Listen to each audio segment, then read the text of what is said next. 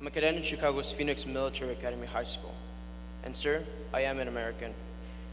I do not possess the official documents required by the Department of Homeland Security, but sir, I am truly an American. I'm an American because I love my country.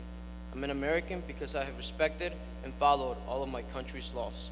I'm an American because I've dedicated myself to doing all that I can to make my community and my country a better place.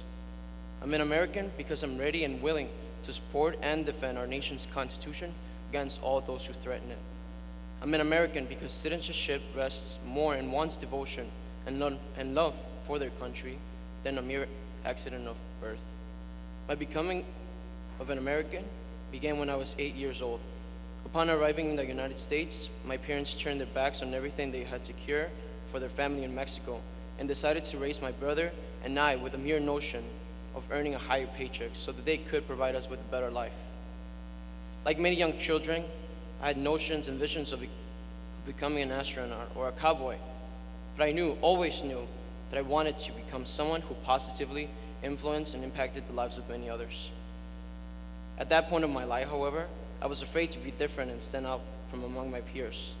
Later, I learned to utilize my weaknesses as guides for my academic and social transformation. Living in the United States, I had the misfortune of seeing my parents struggle due to their lack of identification. This has cost them jobs and raises at work and prevented them from fully participating as citizens. Recently, this lack of paperwork or forms of identification prevented me from expanding my own education.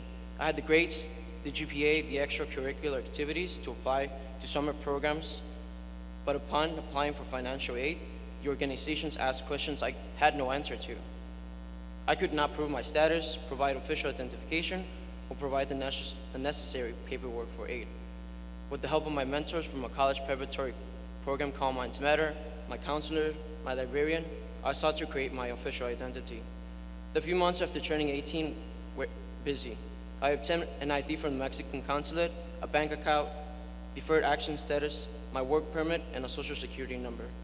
These accomplishments signify not only my determination to excel in a country where the law becomes a challenge for immigrants from becoming active participants in this government, they also demonstrate my ability to accomplish so much in a very short period of time. It is not the end, however. Next in line are my driver's license, state ID, my passport, and beyond that, the pursuit of the American status that will grant me an identity other than that of an alien immigrant. I've learned to utilize the available gateways to solve my problems legally, and though it has been a rough path, I'm glad that I'm preparing myself for what is to come. With this, my goal has been to join the armed forces to serve my country in the Navy service and safety, to maintain our nation's men prepared and protected. Through it, I will implement degrees in business administration and project management and operations management, and as well as in human resources management. As a result, I will be fulfilling my aspirations of leading others into impacting the lives of many more in the process of building stronger leaders in those key areas. Unfortunately for me, my dream cannot be accomplished due to the lack of legal documents that would otherwise enable me to expand my potential of self-improvement as a leader in our nation's armed forces and in the civilian world. This impediment, nonetheless, cannot be overcome without the consideration of Congress to pass a comprehensive immigration reform.